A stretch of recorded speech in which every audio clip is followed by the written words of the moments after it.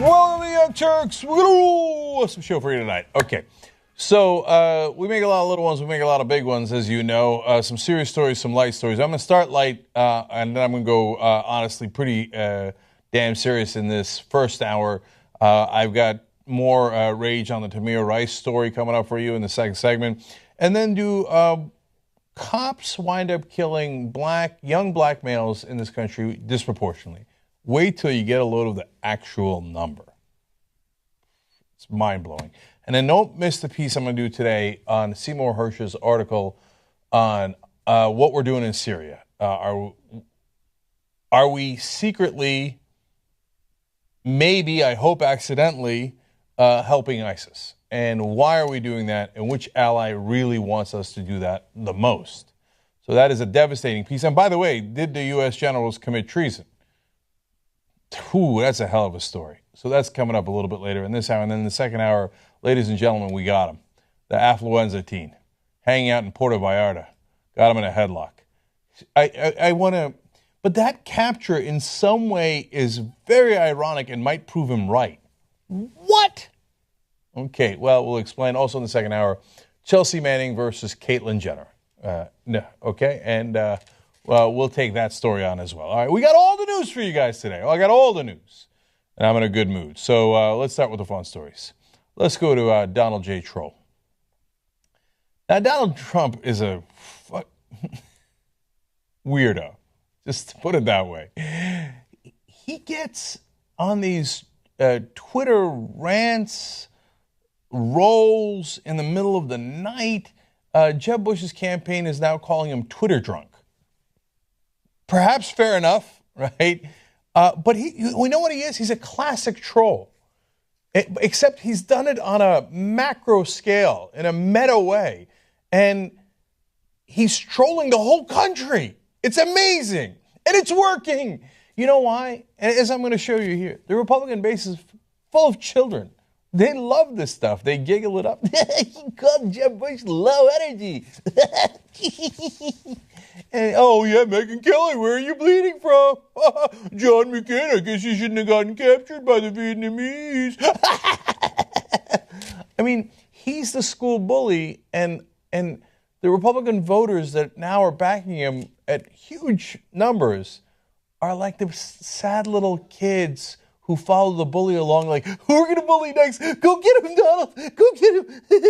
Like, oh, it's so sad, so sad. All right, so this child sent out this tweet about Jeb Bush. Okay, now he's mainly retweeting here, but no, that picture's altered. Jeb Bush wasn't actually picking his nose. Okay, fine. You can laugh. I'm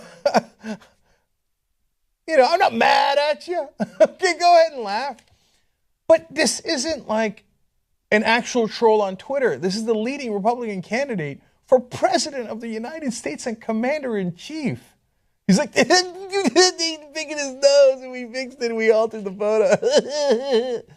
Oh, what a child, what a child. Can you imagine if President Obama did that? When he was running against Hillary Clinton, like doctors of photo do, show Hillary Clinton picking her nose. The whole press would have been like, oh, and everybody on the right wing, oh, this is not the right decorum for somebody trying to run for president of the United States. Well, how dare he? I mean, the other day he went on a reality show about some outdoor show involving a bear or something, and David Spade's like, oh, I think he's just trying to get in the spotlight, and this is not becoming of a president. And all the right-wingers are always constantly saying that he shouldn't go on late-night shows. This is your leader, Donald J. Troll. You're backing this guy. I mean, imagine if almost anyone else did it. Imagine Bernie Sanders sending out a tweet making fun of any other candidate picking his nose. Ain't nobody got time for that. Bernie Sanders is talking about policy. He's talking about how he's going to raise wages for the middle class. By the way, now Donald Trump got caught with his hand on the cookie jar. Bernie Sanders has been busting him up about, hey, you said we should lower wages, which Donald Trump definitely did in the Republican debates. Now he's like, yeah, no, I meant raise them. Yeah, that's popular, right? Yeah, I mean, I'm not going to, but yeah, raise them. Yeah, that's what I meant. Yeah, Sanders, you probably pick your nose.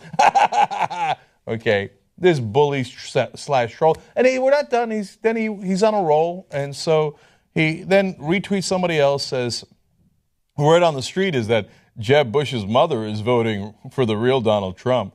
And then he adds his own words, so cute. He's such a dick.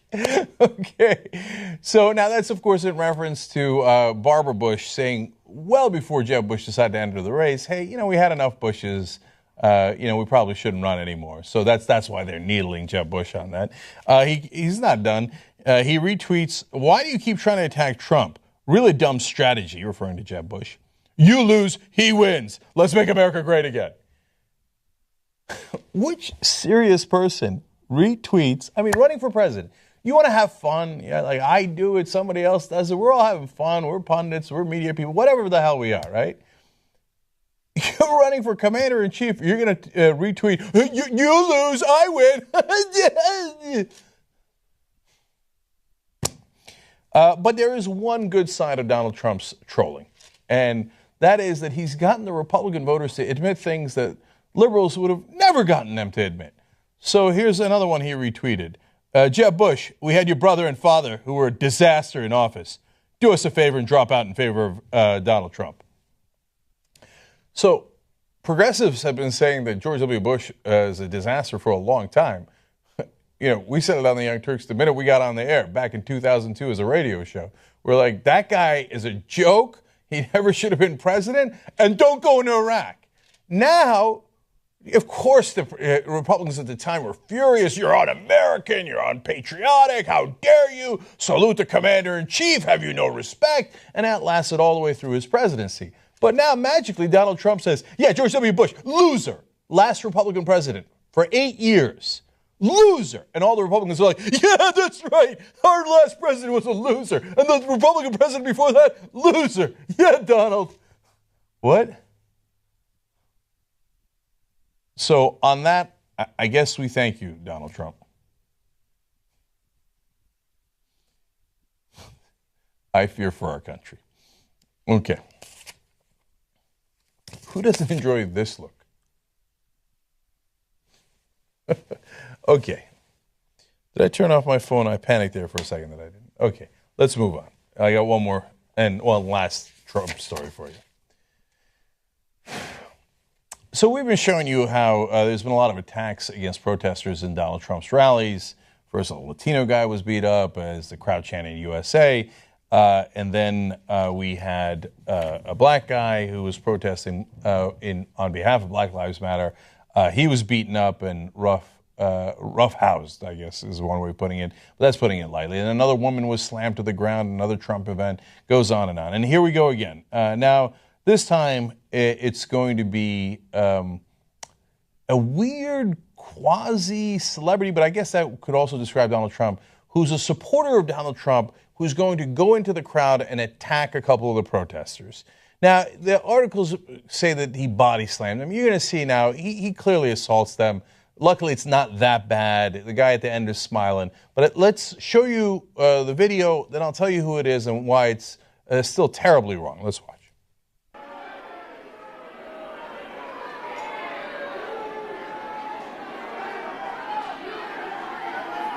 USA, USA, USA, USA. Okay, now that was when Donald Trump was talking about how one of the local papers in New Hampshire had endorsed Chris Christie. So that's why I didn't understand why Chris Christie was in the crowd supporting him. Okay, fine, that wasn't Chris Christie. That was Todd the Punisher Poulter. He's apparently a job description I heretofore did not recognize existed.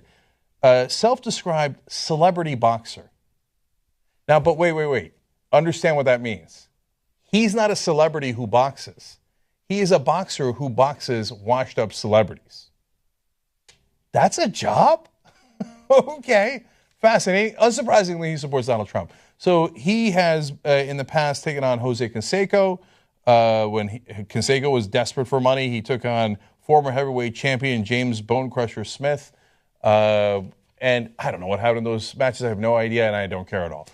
So he's got this giant green tattoo on his face. I don't know if that's because he's Irish. I don't know what he is, right? And normally I like nicknames, but when you have a quasi-fascist running for president and he has people that are supporting him called the Punisher, and they go assault people in the crowd who disagree with them. A little uncomfortable. Okay. Now, it could have been worse, I guess, because the cops actually got there in time to stop him from punching one of the guys involved. But there's a reason why there's security and police. You can't just attack protesters. And while vigilantes are doing that and calling themselves the Punisher, Trump can't now start the chant of USA, USA, USA. That's crazy. That's crazy. How is that guy not arrested? I don't understand. Time and time again, people in the crowd in Trump rallies assault people on tape. It's the most obvious thing in the world, and nobody ever arrests them. No, you don't get to assault those people. There is security and police who can escort them out. Yeah, we understand they can't interrupt forever. They made their point, and then security's going to take them out. But you can't jump in there and start throwing punches and push people. By the way, of course, the so-called Punisher, who's the main person he punished? It was an elderly man that he knocked over in the scuffle. Of course! Okay, now, that's the main story. But I watched just a little piece of the speech before this incident and after this incident. Once again, I'm flummoxed as to how anybody above the age of 7 could find this guy appealing. Listen to the first part of his speech. There are certain words to describe what's happening with our country. And I used to say we're incompetently led. I gave up the word incompetent because it's really not good enough. What's the word we use? Stupid. Stupid.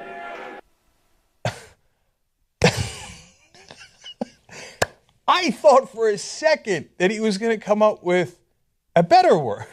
He said, incompetent, not good enough. I was like, oh, really? What are we going to go for here? Better than incompetent? No. Worse. Stupid. Yeah, that's what, incompetent, too fancy. I understand you schmucks didn't understand it. You know what he is? Stupid. And the crowd roars, yeah, they're stupid. They're stupid, not us. They're stupid. They applauded. They applauded. What children? I'm not sure third graders would have applauded. Maybe. I mean, I know like kindergarten kids. Hey, he's not incompetent. He's stupid. And he farts. And the kids would laugh, right? Third graders, you're on the fence. Okay, now, but don't worry. He's going to save the country, it turns out. This is the ridiculously oversimplistic ending to that speech. The American dream is dead, but I'm going to make it bigger and stronger, more powerful, more beautiful than ever. More beautiful than ever. Oh, why didn't you tell me that from the beginning? Oh, well, then, of course, I'm on your side. Because the American dream is going to be bigger and stronger. And it's going to be gorgeous. Almost like his daughter. You know, he keeps saying how he'd like to sleep with his daughter if she wasn't his daughter. It's going to be as beautiful as my hot daughter, you know what I'm saying? That's how hot the American dream is going to be. Please don't talk about America like she's a lady that you're interested in dating. And I can't believe Republicans gave Michelle Obama crap over, this is the first time I've been proud of my country. This guy keeps calling America dead. He's like, America's dead. America's miserable. It's a mess. It's a disaster. And the Republicans who claim to love America are like, yeah, America's a disaster. That's awesome. America's a mess. America's dead. No, you're not supposed to cheer that. You were supposed to be on the other side of that debate. But these are the guys who give wild applause at, they're stupid. So I guess we can't be surprised at anything. If you're not disheartened yet at what an enormously high percentage of Americans have IQs so below the average, but it's just stunning. I'm sorry that I said that they have IQs that are below average. We're going to use a better word than that, okay, to be fair. I mean, that's an un-PC word. Americans who are stupid, stupid. Okay, I'm going forward. You know how we fix this, by the way? wolf-pack.com. Can I see 400? Right before the show, 362 donors. We're trying to get to 500. We got a couple of days left before December runs out. Okay, runs out. Okay, can I at least see 400, man? wolf-pack.com/New Year. Let's go to the next story. Now, President Obama gets a lot of grief about many different things, certainly his foreign policy. And I'm told over and over by the Republicans that, he doesn't know what he's doing, he leads from behind, he's weak, he's ineffectual. So, for example, ISIS recently attacked the West in a couple of different ways. Obviously, we had the San Bernardino shooting, not connected to ISIS. ISIS didn't even take credit for it.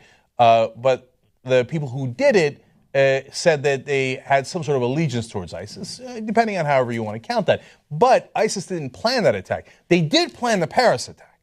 Now over 130 people killed there. That was disastrous. So many more injured. And so maybe the Republicans are right. I mean, did he even get the guys who did the Paris attack? Well, it turns out the answer is, yeah, we just killed them. So I'm sure that the Republicans are going to give Obama credit any second now.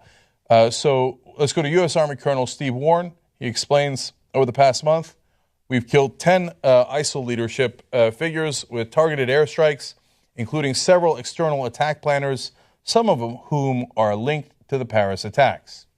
Now, I take every Pentagon statement with a grain of salt. So that seems a little vague, but then he got specific in a second that I'll share with you. But the Republicans don't take it with a grain of salt. They say, commanders on the ground are always right. So here's a commander on the ground saying, yeah, ladies and gentlemen, we got him. He went on to say that others had designs on further attacking the West, and they were also taken out. Huffington Post further clarifies the Pentagon statement, saying one of those killed was Abdul Qadir Hakim, who facilitated the militants' external operations and had links to the Paris attack network, Warren said. That's that same Army colonel.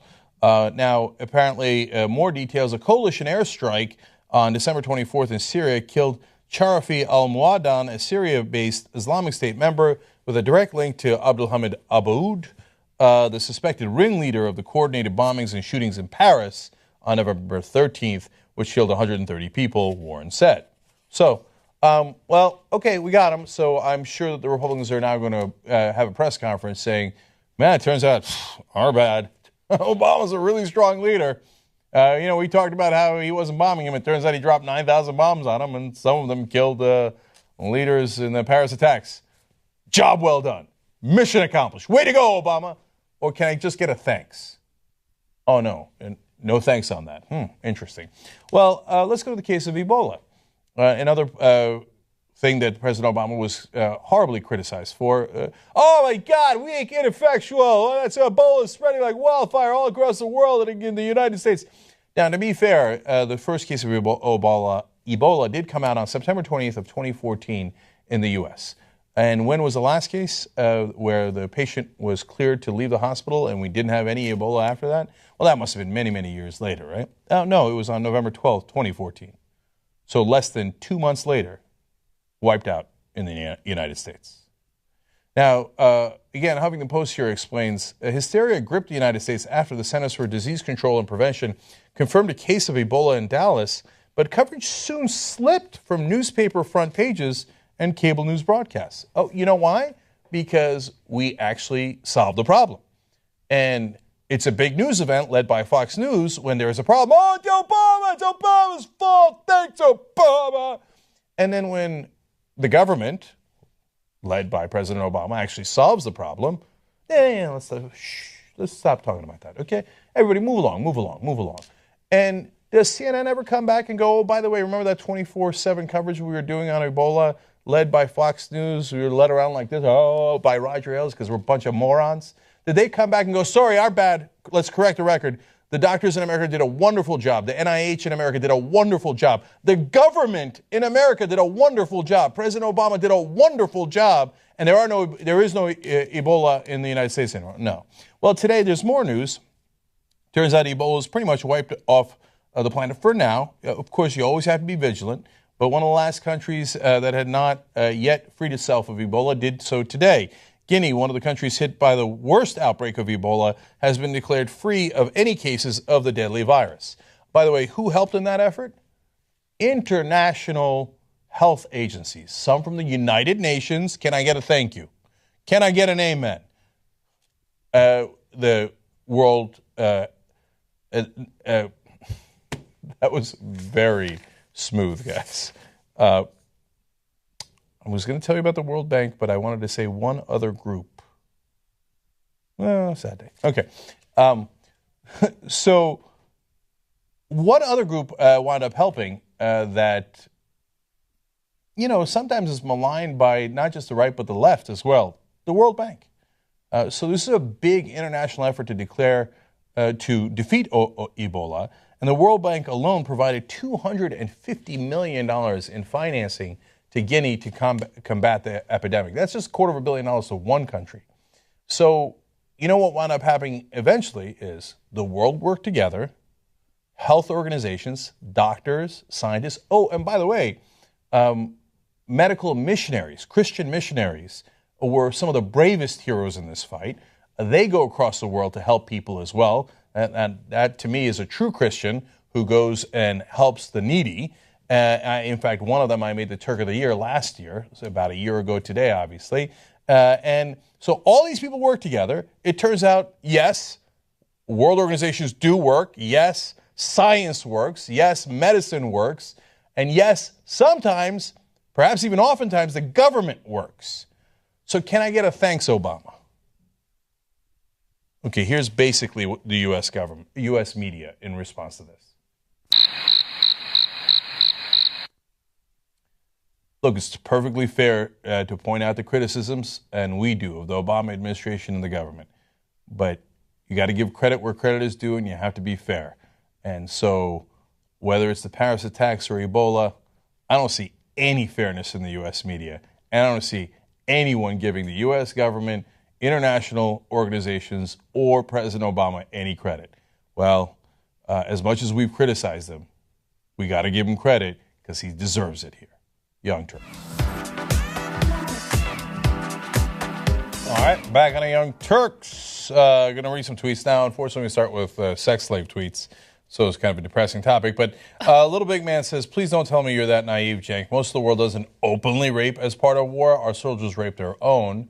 Emily Vandermeulen backs him up, says, if anyone believes American soldiers or any soldiers from the West never commit rape, you're kidding yourselves.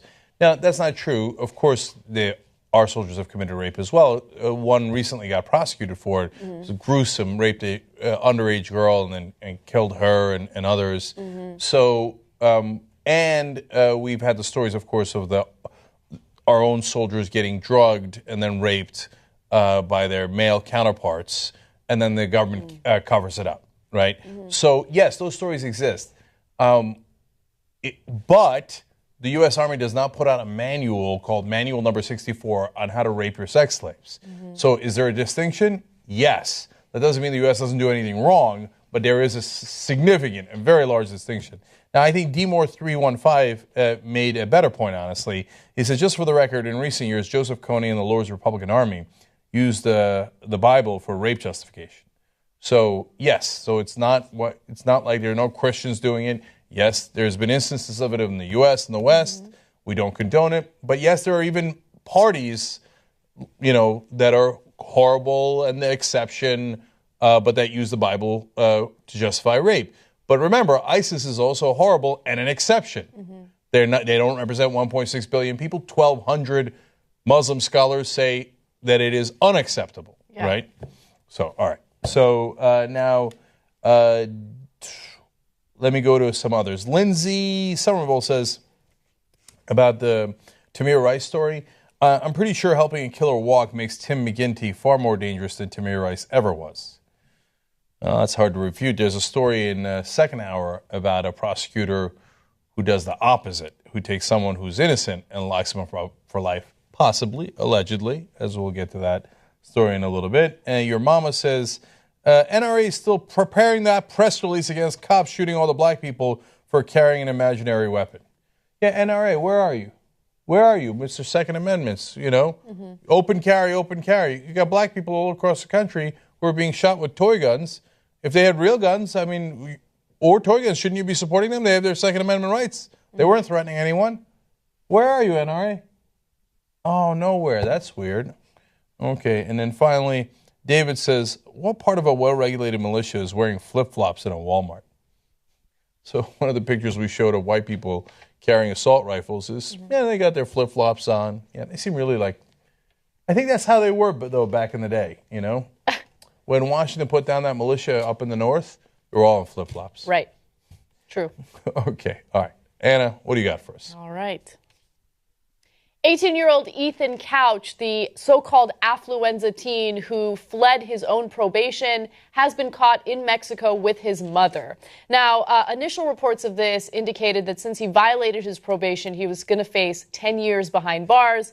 But now it turns out that if he is convicted of doing anything wrong, he will only face a whopping 120 days behind bars. And I'll give you the details on that in just a second. I'll give you the details in that in just a second. Now, let me give you the details on how he got caught. It all started when a Snapchat video of him was leaked, or allegedly of him was leaked, showing him playing beer pong, or at least being present when others were playing beer pong. That violates his probation. And if he violates his probation, he's going to serve more time, or is going to finally serve some time behind bars. His mother knew that. Cops are saying that once the mother realized that this would happen, she threw a party for him at home, kind of a last party before they would flee, and then they fled to Mexico, where they were caught in Puerto Vallarta. He was detained Monday in the Mexican Pacific resort town of Puerto Vallarta along with his mother. It's believed that Couch may have violated his probation by skipping town earlier this month after he was tied to a video that surfaced online and may show him drinking. That's a violation of his probation. You guys get that point. Okay, so then he had that clever disguise that you're seeing in the graphic behind us. He dyed his hair. He used to be blonde. He dyed his hair dark, thinking that he would be able to evade the authorities. What's incredible is that you can't get away with crimes by fleeing to Mexico. The movies aren't true. So, look, in the old days, back in 1878, you can flee to Mexico and get away with it. You know why? Because nobody was going to bother chasing your ass down there. Very rarely did it happen, and they're not going to find you in the middle of Mexico. These days, we extradite people. Yeah. Yeah, of course they're going to find you. It's not that complicated, especially when you're hanging out in I was going to say an escort. Interesting. In a resort in Puerto Vallarta. Yeah, a resort that American tourists frequent, which means that since you were a high-profile case, a lot of people might recognize you. Dude, even Captain Steubing goes there. Okay, so, but this idiot probably thought, like, no, I dyed my hair black. They're probably going to think I'm Mexican. No one's going to know. Now, it's unclear how authorities caught them, but it turns out that the reason why they were detained initially is because they were in Mexico without the proper documentation. Oh, isn't right? that ironic? It's so incredible. Okay, so he gets caught. His mom gets caught. His mom is now facing charges for helping him flee the country. And she could face 10 years in prison. However, he's only facing 120 days because of the following, okay? And this was just reported. So he's still on probation, but it's being handled by the juvenile system, okay? So because of that, they would only be able to put him in detention until his 19th birthday in April, at which point he would have to be released.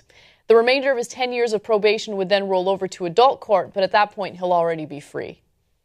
Okay, and then he'll run away to, Cancun and be like, I made it. Okay, so we'll see what happens to him as an adult. We still don't even know if he's actually going to be put in jail at this point. Right. You never know. He might claim affluenza again. By the way, ironically, now all of a sudden he has a case because he's like, no, you're not getting it. I really don't understand the consequences of my action. I thought if I just moseyed down to Mexico and hung out at Puerto Vallarta, I'd get away with it. Yeah, you might really not understand your actions. And the original Affluenza case was my parents were so rich and I was so rich that they showed me you can get away with anything if you're rich enough. And so here's his mom reinforcing that. So if I was his defense attorney, I'd be like, look, his mom did it again. Yep. See, affected the kid thinking he can get away with it because his mom escorted him down there. Now, if I was the judge, would I listen to that bullshit? Of course not, right? But the mom here, I can't say enough bad things about her. She's a terrible person. Not only are you a terrible person who are aiding and abetting all sorts of things. I mean, 4 people got killed in the original accident.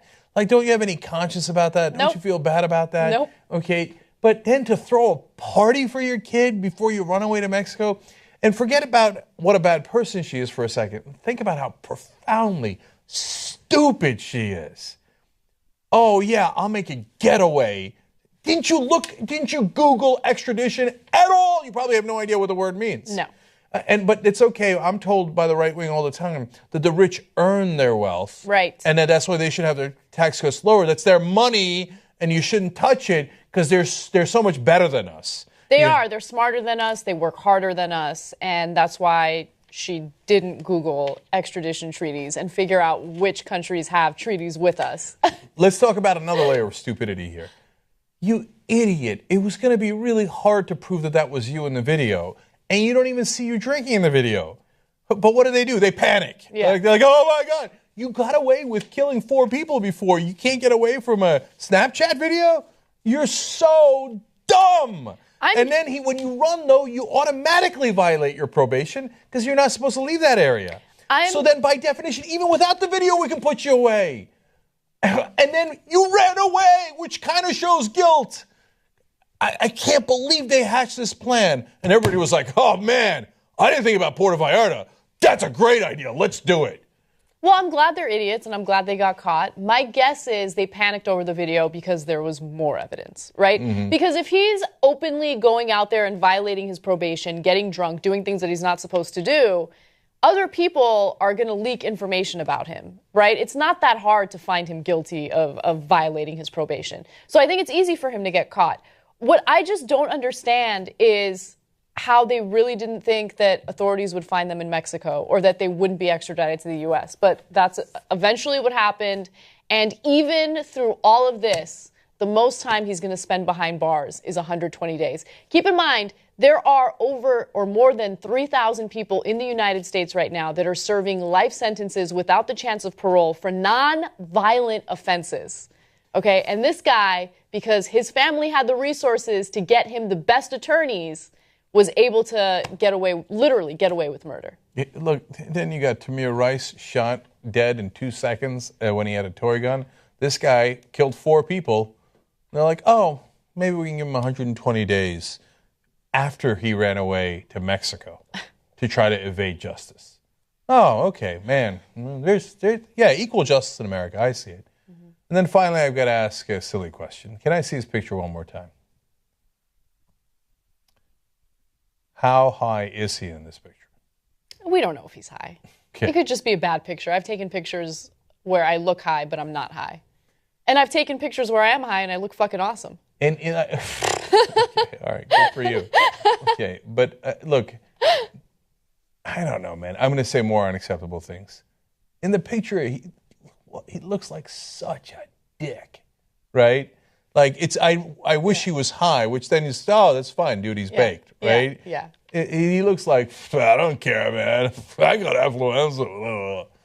And that mom is the world's worst parent. If I thought my kid had done this, other than being like brokenhearted about the 4 people who died, and I'd tell the kid for the rest of our lives we're going to make penance for that in any way that we can, right?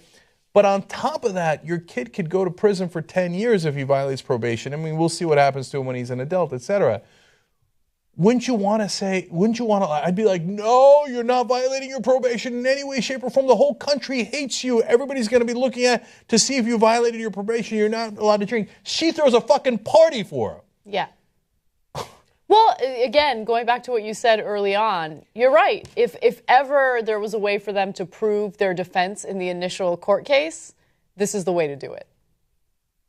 Yeah. How can you have an understanding of consequences when that's your mother? The defense should be purely put the mom on the stand and be like, this is the jackass I have for a mom. I mean, what'd you expect? Yeah.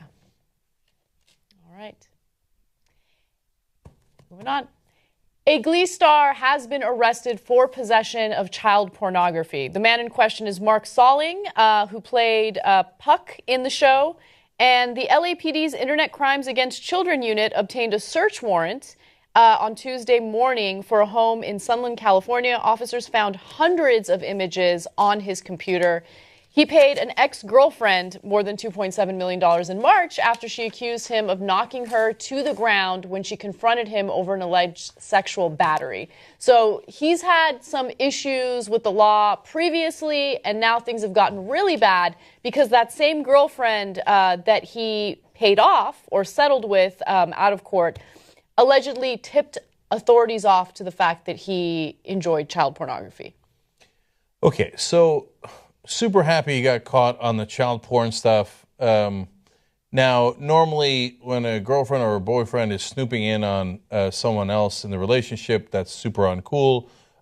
This is obviously the most clear exception to that rule. Right. When you find child porn, and endangering kids, Yeah. I'd go ahead and report that. Well, right? to be fair, I don't know if she was snooping around and she found it. Who knows? Maybe he left it lying around. That's right. right. We have no idea how she obtained that evidence or how she tipped cops off, but she's the person who did, and I'm glad that they did the investigation.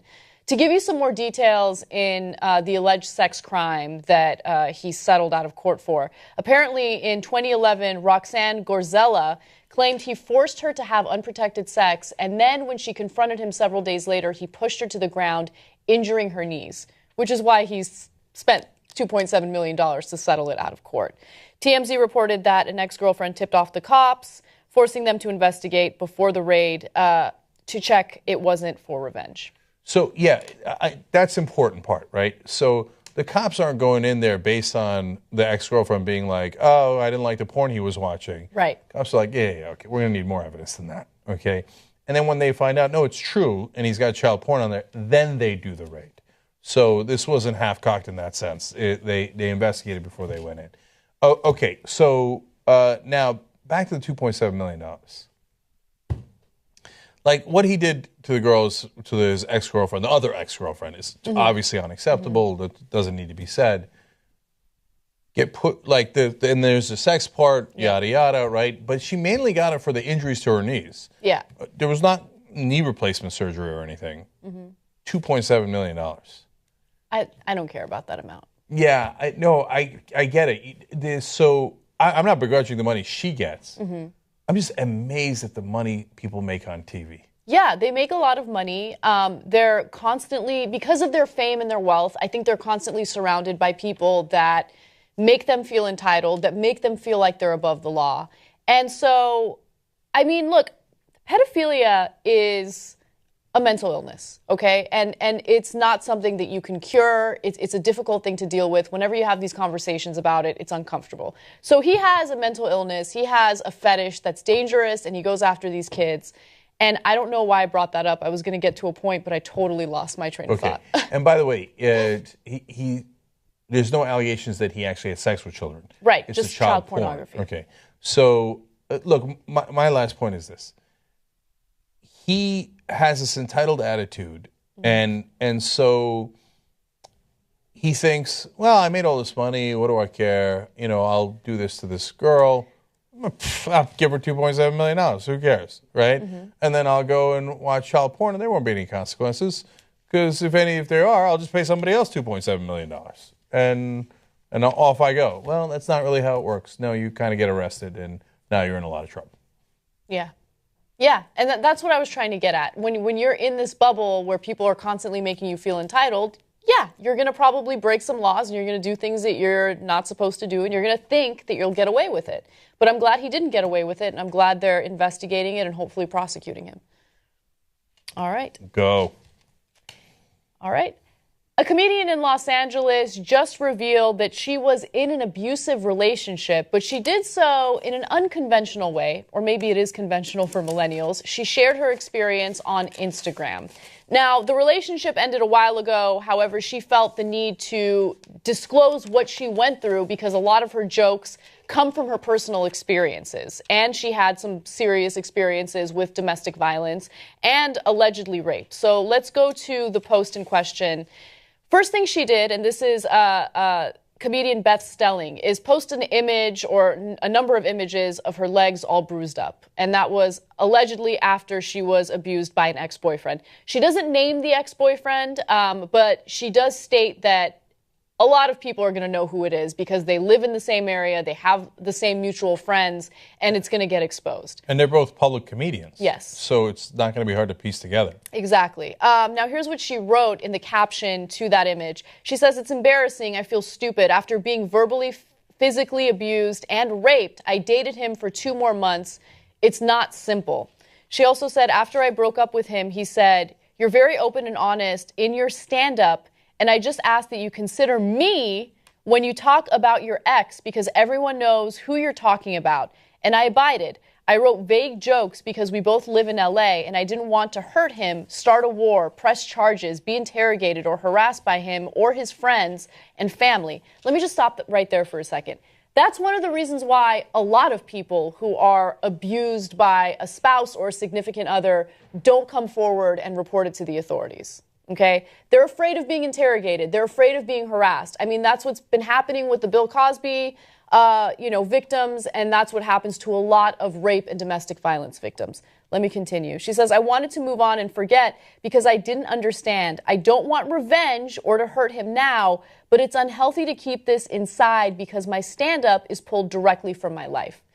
I think it's incredibly courageous for her to share her story. It's her battle, it's her life, and she gets to make a decision as to what she does going forward. If this guy is abusing her or has abused her in the past or has raped her in the past, he's going to do it again. He should be prosecuted.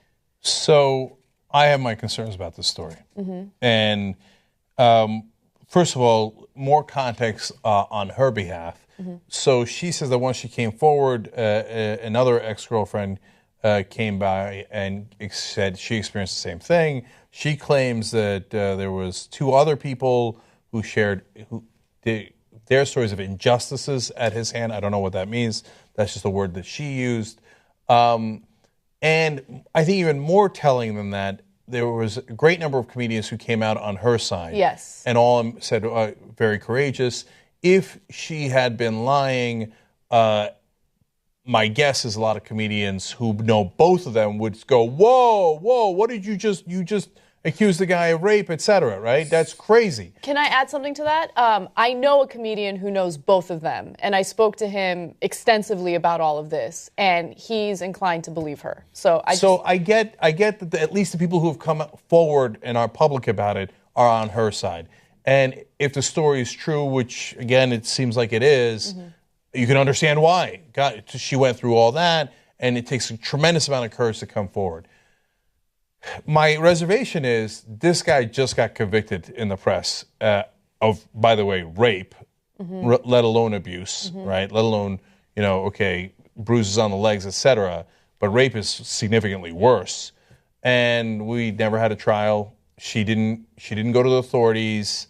She just accused them of rape, and now it's out there. Yeah. So I got to be honest, I don't like the way she handled it. And so... yeah, you guys are right. You can say, oh, easy for you to say. You're right, okay? And I totally understand what she's saying. This is why it's so hard to come forward. I'm not blaming her for coming out 2 months later. I know that that it's conflicted, and all the things that she wrote are what a lot of people feel when they go through this experience. But I just don't think you can do it this way. I don't think it's fair. So I see your concerns. How's he going to defend himself? How's he going to defend himself? Yeah. He's got to come out and say, it's me, but I didn't rape her? Yeah. Already you're screwed. I mean, what if he didn't do it? I mean, you see the bruises, right? Yeah. So that's okay. Again, you didn't have a trial. You don't know that it was definitely him. Okay, but I'll give you the bruises. Are we positive that he raped her? I'm not positive. That's not fair.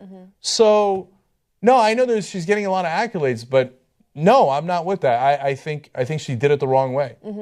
I think that the way she did it was what makes her the most comfortable, but I think you're right. She created an environment or a situation where it is difficult for him to defend himself because, yeah, he's not going to come forward publicly and let everyone know who he is and say that I haven't done it. But among their friends and the community in Los Angeles, he's already deemed guilty, and that makes the situation difficult. I'm inclined to believe he did it, okay? Which is why I want him to be in court. I want her to take him to court. I want him to be prosecuted. Rape is not a joke. Domestic violence is not a joke. He needs to be behind bars if he did this to her and multiple women as well, in addition to that, right? So it's... Now, he got buried. The more I think about it, the more I'm angry at the way she did it. Okay? I'm more angry at the fact that if it's true, there are going to be more victims and there'll never be any justice. That's what I'm more angry at. I know people are going to get mad at me, say, you don't have the right to be angry at the way she did it. Look at what she went through. You didn't go through that. And I swear to you that I understand that. But getting assaulted is one thing, and you got the pictures, and a lot of people have your back. Rape is a super, super serious charge. So you can't just be like, oh, by the way, I was raped, and now I'm going to do comedy about it, so I just wanted to give you guys a heads up before I did a comedy routine on it. No, if you got raped, you should press charges. Mm-hmm. And if you're not going to press charges, then you can't throw that out there like willy-nilly, like, oh, by the way, that guy who you definitely will know who he is in a matter of days raped me, ha-ha, now I'm going to, no, it's too serious. It is serious. It's serious not just for him, but for rape victims to say, oh, by the way, I wanted to joke around about it, so I just want to let everybody know that guy's a rapist. That guy's a rapist. He's never going to be able to clear his name. Never. Yeah. And I don't know. And honestly, I'll go even further. I'm not taking her word on it on the rape. Mm-hmm. I'm not, because that's what trials are for, right? So if you got raped, it's super serious. You take him to court. And if you didn't, I get it, man. I feel terrible for you. I'm not blaming you on it. I don't know what I would do in that circumstance. So I'm not saying, oh my God, you shouldn't complain about it. You shouldn't do this. You shouldn't do that. But doing it in a public way, kind of, like, oh, by the way, mm-hmm. I just think it's wrong for everybody involved. Okay, so I want to make my points absolutely clear, because I don't agree with you 100%, okay? And I don't want anyone to think that I do agree with you 100%. Look, I understand why she did it this way, okay? I don't agree with it, but I understand why she did it. It is really difficult, especially as a woman, and especially as a woman who's a public figure, to come forward and accuse not only an ex-boyfriend, but someone that you have to work with, someone that you have to deal with on a regular basis, because you do the same thing, of rape and assault, right? Because when you do it, people do start questioning you. People do start dragging your name through the mud. They do start interrogating you, and going through a trial for rape, right? Especially if you are accused, yes, but the person who is accusing someone else of rape is a difficult thing to do. It actually elongates the grieving process for a lot of victims. So I get why she did it.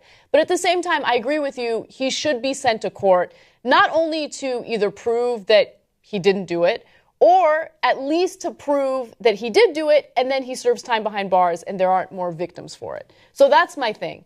But yeah, so look, there's not that much disagreement between us. I'm not here to look into her past and to judge her for what she's done in the past. No, I would never get into that, blaming the victim, right, etc. But the disagreement comes from the fact that you're making it seem as though she's like flippant about it. I don't think she's flippant about it. I think the way that she wrote it shows that she was thoughtful and that she has concerns about going forward and reporting this to the authorities. Okay, we do disagree on that. Okay. Because, yeah, I'm sure that she thought a lot about it. I'm sure she was pained about it. But if you're not willing to file charges, I don't know, just coming out and saying, hey, I'm going to do a comedy sketch about it, so I just wanted to let you know I was raped. I think that's misinterpreting, or at least misrepresenting what she wrote. That's not what she wrote. You're minimizing what she wrote, and that's the part that's getting under my skin right now. Yeah, but what's getting under my skin is the guy's never has a chance. We agree on the heart of that, okay? But at the same time, don't minimize what she wrote as if she's like some valley girl and like, oh my God, I got raped and I'm going to write about it on social media. That's not the way it came across, and I don't want you to misrepresent it. That's all I'm saying. Okay, you guys can see it for yourself, how it came across. So maybe I'm being a jerk in how I'm representing it, but it is literal.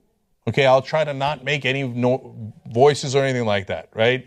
It is literal that she's like, I am going to do comedy routines about this, so I wanted you to know that I got raped. Okay, that's fair. That is what she wrote. That's fair. I'm totally cool with that. Okay. Okay.